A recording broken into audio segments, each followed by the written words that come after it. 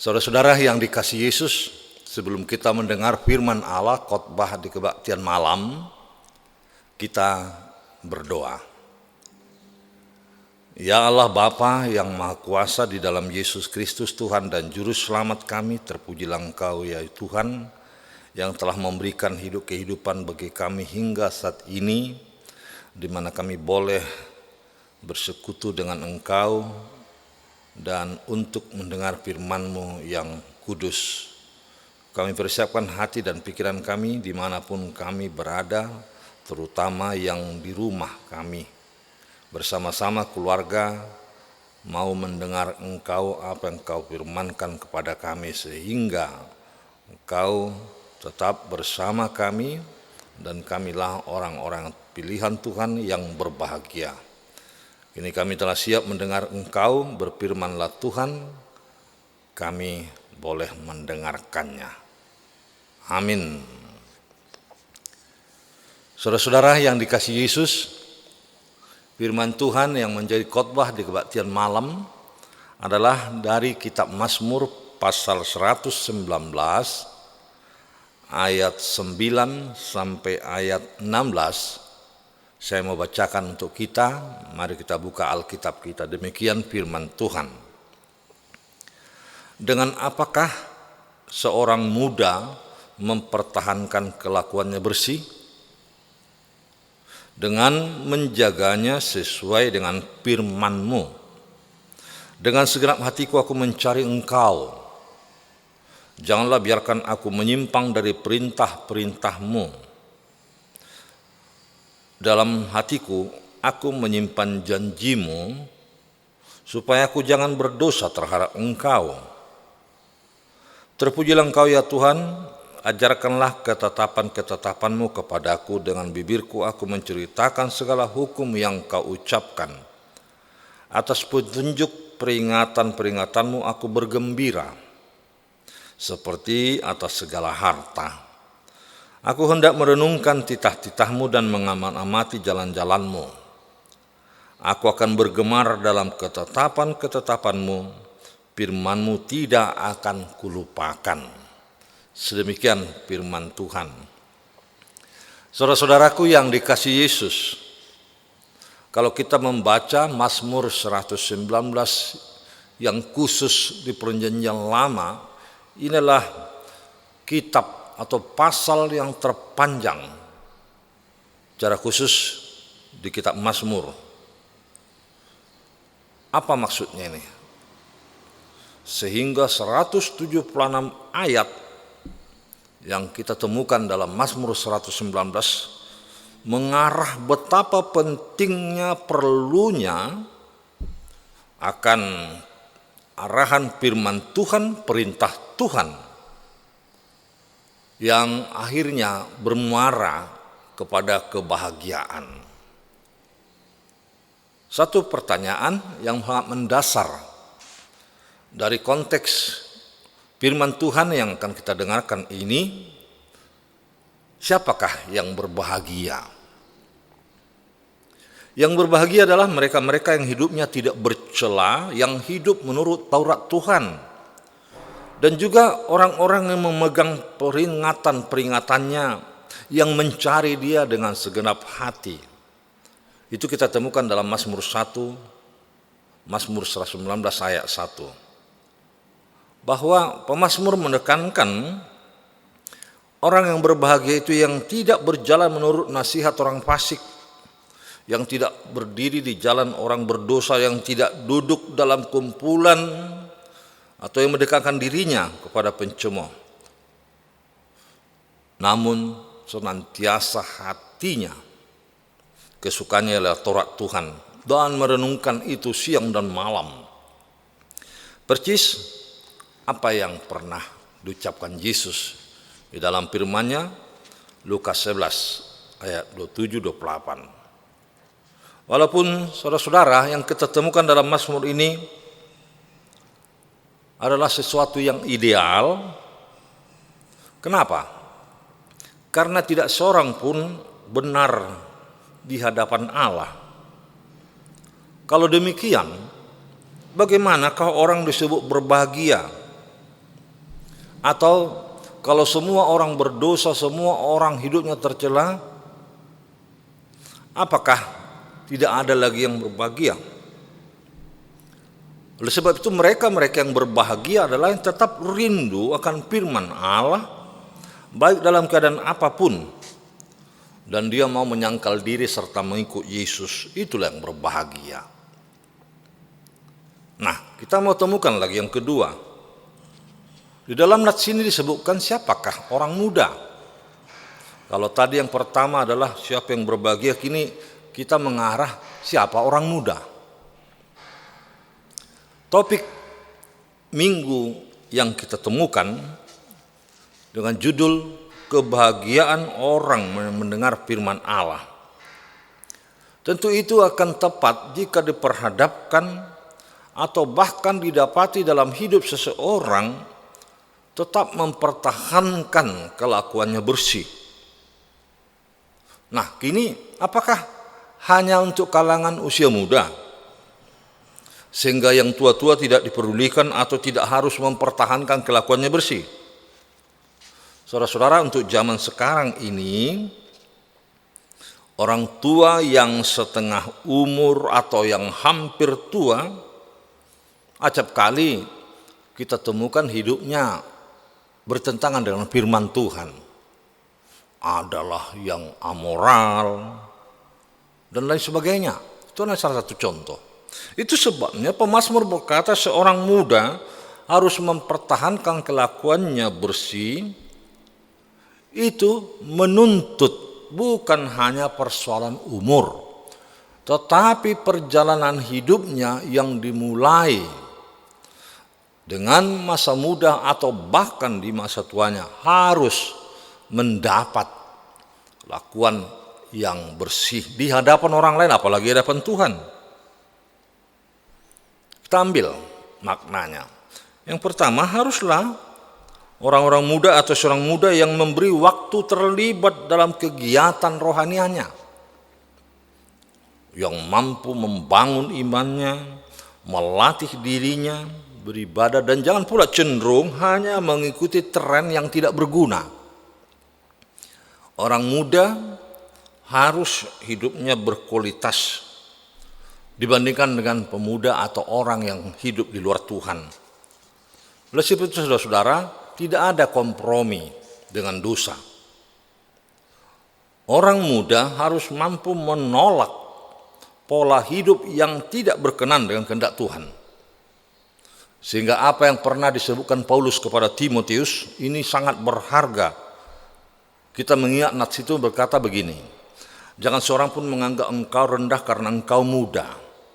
Jadilah teladan bagi orang-orang percaya dalam perkataanmu, dalam tingkah lakumu, dalam kasihmu, dalam kesetiaanmu, dan dalam kesucianmu.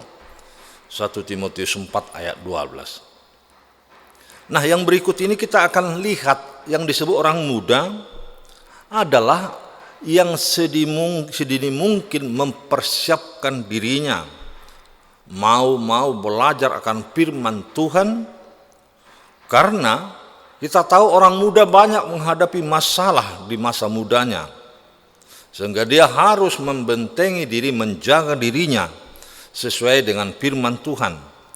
Masa muda sebagai masa transisi atau yang kita kenal masa pancaroba, sering masuk di dalam pengaruh lingkungan di mana dia tinggal, sehingga dia mudah terjatuh, dan bahkan di masa mudanya dia mengalami cobaan-cobaan karena tantangan hidup dunia ini. Dia sering berubah, zaman, budaya, kebiasaan di tengah masyarakat acap kali diserapnya tanpa membentengi dirinya dengan firman Tuhan, sehingga ajakan pemazmur kepada orang muda, dia harus mampu arif, bijaksana, dan tidak serupa dengan dunia. Roma 12:12. Namun pemuda juga harus tahu membedakan mana yang buruk, mana yang benar, hidup seturut dengan firman Tuhan. Dan yang berikut ini saudara-saudara, dalam firman atau khotbah kebaktian malam ini kita akan diajak dalam kenyataan mendengar firman Tuhan. Itulah yang berbahagia dan bahkan mempertahankan hidupnya, kelakuannya seturut dengan firman Tuhan. Bagaimana caranya? Pemazmur berkata yang ketiga ini, dengan menjaganya sesuai dengan firman Tuhan. Saudara-saudara, sangatlah sulit mencari orang benar, orang yang bersih, hidup di tengah-tengah masyarakat yang bobrok, yang moralnya banyak jatuh di zaman sekarang. Bagaimana orang bersih ditemukan? Sangat-sangat sulit. Apa yang benar bagi kita belum tentu benar bagi orang lain. Atau kebenaran orang lain belum tentu benar sama kita. Ada orang banyak jatuh dalam pencobaan, mencoba dia cepat kaya, misalnya korupsi, kasus asusila, hoax, KDRT, maraknya judi online belakangan ini, dan pemakaian media sosial yang tidak terkendali, saudara-saudara. Semuanya itu terjadi di lingkungan kita orang percaya. Maka untuk membentengi hidup ini, menjaganya sesuai dengan firman Tuhan, itulah yang merevolusi mental kita untuk orang muda, supaya jangan bobrok, supaya jangan rusak. Siapapun sebenarnya, bukan hanya orang muda. Menjaganya hidup sesuai dengan firman Tuhan. Sebagaimana yang katakan Paulus, kita ingat tadi Roma 12 ayat 2, janganlah kamu serupa dengan dunia ini, tetapi berubahlah oleh pembaharuan budimu, sehingga kamu dapat membedakan manakah kehendak Allah dan manakah yang baik, berkenan kepadanya, dan yang sempurna. Saudara-saudara yang dikasihi Yesus, dengan menjaganya sesuai dengan firman Tuhan juga mempunyai suatu kekuatan dalam dirinya, mampu menghadapi berbagai tantangan. Karena selalu mengacu bercermin akan firman Tuhan. Sama seperti kata Paulus juga, segala tulisan yang diilhamkan Allah memang bermanfaat mengajar, menyatakan kesalahan, memperbaiki kelakuan, dan untuk mendidik orang dalam kebenaran. Sebab itu saudara-saudara yang kasih Yesus, kita tidak bisa lepas dari tuntutan seturut dengan firman Tuhan, sehingga kita bebas dari pengaruh dunia yang jahat, apalagi yang berlawanan dengan firman Tuhan. Sebab itu saudara-saudara, siapapun bapak-bapak dan ibu yang mendengar firman ini, jagalah dirimu sesuai dengan firman Tuhan. Yang berikut saudara-saudara, pemazmur mengatakan, di dalam hal orang berbahagia yang kita dalam topik tadi, mencari dengan segenap hati Tuhannya. Mencari Tuhan saudara-saudara adalah satu cara mempertahankan kelakuan hidup ini supaya bersih. Apakah dengan berdoa, beribadah, mendengar, membaca, merenungkan firman Tuhan saudara-saudara. Yang menjadi pertanyaan, apakah benar-benar sudah dengan segenap hati mencari Tuhan? Orang Batak memaknai tiga pemahaman, hamuraun, hagabiok, kasangapon. Apakah hal seperti itu juga telah menggenapi apa yang kita maksud mencari Tuhan? Kalau kembali kepada kitab Perjanjian Lama, apa yang dikatakan dalam kitab Musa atau Ulangan 6 ayat 5, kasihilah Tuhan Allahmu dengan segenap hatimu, dengan segenap jiwamu, dengan kemampuanmu, kekuatanmu. Itu berarti memberi perhatian penuh saudara-saudara, memberikan perhatian penuh dengan firman Tuhan, bukan setengah hati, apalagi seperempat hati. Jangan. Yesus berkata, yang mencari Tuhan dan mendengar firman-Nya itulah yang berbahagia. Memberi perhatian mencari Tuhan dengan mendengar dan firman-Nya dilakukan. Itu sebabnya setiap minggu kita ada mendengar setelah habis membaca epistel.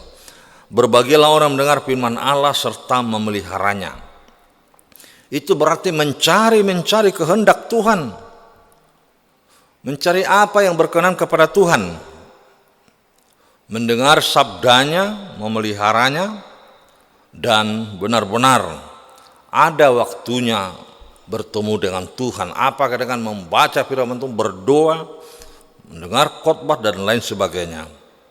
Sehingga mencari Tuhan dalam setiap waktu pekerjaan yang ada dalam hidup kita. Kalau kitab Amos berkata, carilah Tuhan supaya kamu hidup. Carilah yang baik, jangan yang jahat supaya kamu hidup. Itu sebabnya kita diajak mencari, menyerahkan hidup kita kepada Tuhan dan memohon agar kita dimampukan berjalan di jalan-jalan Tuhan dan tidak menyimpang dari kehendaknya. Mencari Tuhan dengan mendengar firman-Nya, tetapi ingat, tidak hanya pendengar firman, tetapi adalah pelaku-pelaku firman. Yakobus 1 ayat 22. Yang berikut saudara-saudara, pemazmur berkata orang berbahagia itu yang memberikan waktu perhatiannya kepada Tuhan, menyimpan firman itu di dalam hati dan kembali menyaksikannya. Saudara-saudara, firman Tuhan adalah kudus, tidak tercemar. Maka dengan menyimpan dalam hati kita akan sulit ditembus kecemaran, akan sulit godaan dunia, godaan iblis merasuk hidup kita, karena firman-Nya sudah ada tersimpan dalam hidup kita seperti pengamalan dan penghayatan itu. Firman Tuhan adalah pelita bagi kakiku dan terang bagi jalanku.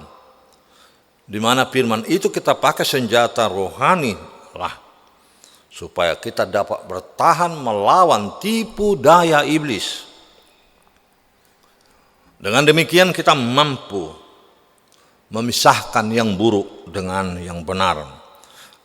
Kita harus dipenuhi firman dan janji keselamatan dari Tuhan. Dengan demikian kita rindu bertemu, kita rindu menjalin hubungan dengan Tuhan melalui perenungan akan firman-Nya. Menyimpan itu, menyaksikannya dengan kata dan perbuatan. Itulah yang dikehendaki Tuhan. Yang terakhir saudara-saudara, pemazmur mengingatkan bahwa untuk mempertahankan kelakuan bersih, menjaga sesuai dengan firman Tuhan, seseorang harus bergemar, suka dengan ketetapan Tuhan dan tidak melupakan firman itu. Saudara-saudara, saya tanya, apakah menjadi sukacitamu? Atau apa yang saudara sukai dalam hidup ini? Secara jujur kita pasti akan berkata kalau kita banyak menyukai kesenangan duniawi. Ini memang tidak salah, namun kita harus berhati-hati karena banyaknya yang kita sukai sehingga kita lupa akan Tuhan. Padahal firman Tuhan atau mencari Tuhan lebih berharga dari itu semua. Itu sebabnya Paulus dalam Efesus 5:10 berkata, ujilah apa yang berkenan dengan kehendak Tuhan. Bergemar dengan firman Tuhan dan tidak melupakannya, itu berarti memelihara, melanggengkan dan bahkan hidup seseorang yang beriman telah dipenuhi dengan kehendak Tuhan. Ingat saudara-saudara, firman Tuhan tidak akan lenyap walaupun dunia ini akan lenyap. Apalagi dengan keinginannya. Orang yang berbahagia adalah orang yang memelihara dan menyimpan firman itu di dalam hati. Dan saudara juga harus ingat, Allah tidak pernah melupakan janji-janjinya, yakni keselamatan di dalam Yesus. Dan ini yang memenuhi sukacita kita sehingga kita bergemar di dalam ketetapan perintah Tuhan. Mendengar firman Allah, memeliharanya, dan bahkan akan tetap di dalam kehidupan ini menyaksikan. Karena apa saudara-saudara? Mendengar, memelihara, melakukan adalah upaya yang terus-menerus dilakukan supaya iman kita bertumbuh. Atau Saudara-saudara, jangan sekali-kali mendengar firman atau jangan sedikit mendengar firman. Apalagi lebih banyak mendengar suara orang, suara hoax, suara yang tidak baik. Apalagi itu menjadi perbincangan hangat tengah-tengah masyarakat lingkungan. Jangan lebih banyak itu kita dengarkan daripada mendengar firman Tuhan. Ingatlah saudara-saudara, jika kita pendengar firman yang baik, jangan keraskan hati kita, berikan waktu, lembutkan hatimu, dengarkanlah suara Tuhan. Sama seperti kata penulis Ibrani, pada hari ini jika kamu mendengar suaranya, jangan keraskan hatimu. Sebab orang yang mengeraskan hatinya dan tidak membuka hati, tidak membuka telinga, tidak mendengar firman Allah akan mendapat murka marah Allah. Orang yang tidak tenang hidupnya, orang yang mendua hati, biasanya susah cara berpikirnya, hidupnya. Oleh sebab itu, mereka-mereka yang tidak suka, yang tidak mau dengar firman Tuhan, mereka dikategorikan tidak berbahagia. Sekali lagi, siapa yang mendengar, siapa yang memelihara dan melakukan firman Tuhan akan terberkati oleh Tuhan Yesus Kristus. Itulah yang berbahagia. Berbahagia di dunia dan berbahagia juga di kehidupan kelak bersama Tuhan di sorga. Tuhan memberkati saudara. Amin, kita berdoa. Bapa, terima kasih Yesus atas firman-Mu. Terima kasih atas waktu ini. Kamilah yang disebut berbahagia karena mendengar firman Allah serta memeliharanya. Kami tidak hanya pendengar firman tetapi adalah pelaku-pelaku firman. Dengan mendengar, memelihara dan melakukannya, kami akan hidup bersih, mengingat dan memelihara ketetapan-Mu dan selalu bergemar suka mendengar firman Tuhan dan kembali menyaksikannya dengan kata dan perbuatan kami. Tolong anak-anak kami, tolong keluarga kami, berkati semua Bapak Ibu yang cinta akan Tuhan firman-Mu, berdengar-dengaran di tengah-tengah rumah tangga mereka selalu. Terpujilah Engkau ya Yesus yang telah memberikan waktu ini kepada kami mendengar firman Tuhan, sehingga kami benar-benar hidup berbahagia karena telah mendengar dan memelihara firman-Mu. Terima kasih Tuhan. Amin.